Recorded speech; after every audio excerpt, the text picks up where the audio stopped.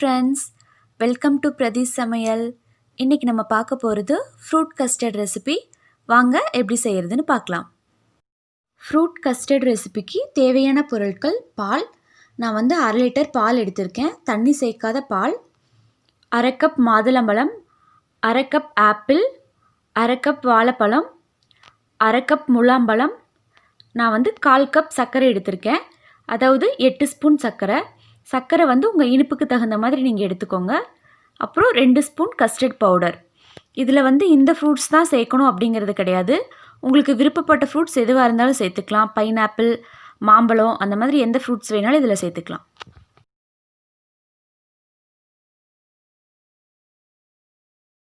Pan சூடானதும் நம்ம வச்சுருக்கிற பாலை சேர்த்தி நல்லா காய வச்சிடலாம். பால் சூடாகட்டும். அதுக்குள்ளே நம்ம அதுக்கு தேவையான கஸ்டர்ட் மிக்ஸ் ரெடி பண்ணிடலாம். இப்போ ஒரு பவுலில் நம்ம எடுத்து வச்சுருக்க 2 ஸ்பூன் கஸ்டர்ட் பவுடரை சேர்த்துடலாம். அதை மிக்ஸ் பண்ணுறதுக்கு ஒரு 3/4 கப் அளவுக்கு பாலோ இல்லைன்னா தண்ணி சேர்த்து கொஞ்சம் கொஞ்சமாக சேர்த்து கெட்டி இல்லாமல் கலந்து விட்டுடலாம். இந்த பவுடரை நம்ம டைரெக்டாக பாலில் சேர்த்தோம் அப்படின்னா நல்லா கலங்காது, கட்டி கட்டியாக இருக்கும்.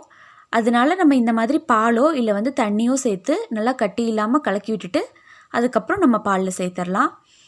நான் கஸ்டர்ட் பவுடரில் வெண்ணிலா ஃப்ளேவர் எடுத்திருக்கேன். இதில் நிறையா ஃப்ளேவர்ஸ் இருக்கும். உங்களுக்கு விருப்பப்பட்ட ஃப்ளேவர்ஸ் நீங்கள் எடுத்துக்கலாம்.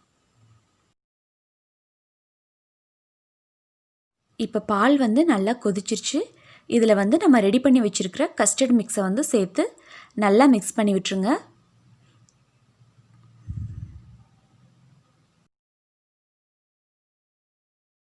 நம்ம கஸ்டர்ட் பவுடர் சேர்த்ததும் அதோட கலர் நல்லா சேஞ்ச் ஆக ஆரம்பிச்சிருச்சு பாருங்கள். இப்போது இதில் நம்ம எடுத்து வச்சுருக்கிற சர்க்கரையை சேர்த்துடலாம். நான் 8 ஸ்பூன் சர்க்கரை எடுத்திருக்கேன். சர்க்கரையை சேர்த்து நல்லா கலந்து விட்டுருங்க. சர்க்கரை நல்லா கரைஞ்சதுக்கப்புறம் நீங்கள் கொஞ்சம் டேஸ்ட் பண்ணி பாருங்கள். உங்களுக்கு இனிப்பு ஜாஸ்தியாக வேணும் அப்படின்னா அதுக்கப்புறம் நீங்கள் சேர்த்துக்கலாம். இப்போது பால் கொஞ்சம் திக்காயிருச்சு. இந்த அளவுக்கு கெட்டியானதுக்கப்புறம் நம்ம ஸ்டவ்வை ஆஃப் பண்ணிவிட்டு இந்த பாலை ஒரு பவுலில் மாற்றிடலாம். கொஞ்சம் நேரம் சூடு ஆறட்டும்.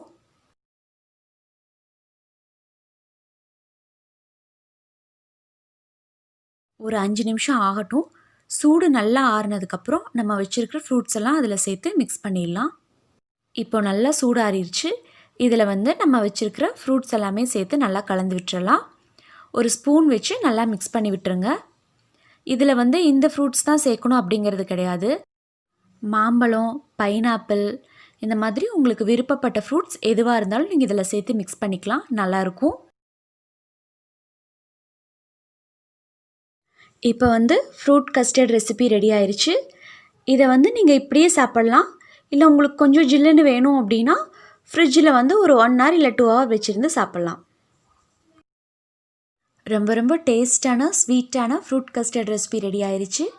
இது செய்கிற டைம் ரொம்ப ரொம்ப கம்மி. ஈஸியாக நம்ம வீட்டிலையே செஞ்சு கொடுத்துடலாம். பெரும்பாலும் குழந்தைங்க எல்லா ஃப்ரூட்ஸுமே விரும்பி சாப்பிட மாட்டாங்க. நீங்கள் இந்த மாதிரி சாலட் கூட மிக்ஸ் பண்ணி கொடுத்தீங்க அப்படின்னா அவங்க விருப்பப்பட்டு சாப்பிடுவாங்க. இதை ஒரு டைம் நீங்கள் எல்லோரும் வீட்டில் ட்ரை பண்ணி பாருங்கள். டேஸ்ட்டு ரொம்ப ரொம்ப சூப்பராக இருக்கும். உங்களுக்கு பிடிச்சிருந்துச்சு அப்படின்னா லைக் பண்ணுங்கள், ஷேர் பண்ணுங்கள், சப்ஸ்கிரைப் பண்ணுங்கள். தேங்க்யூ.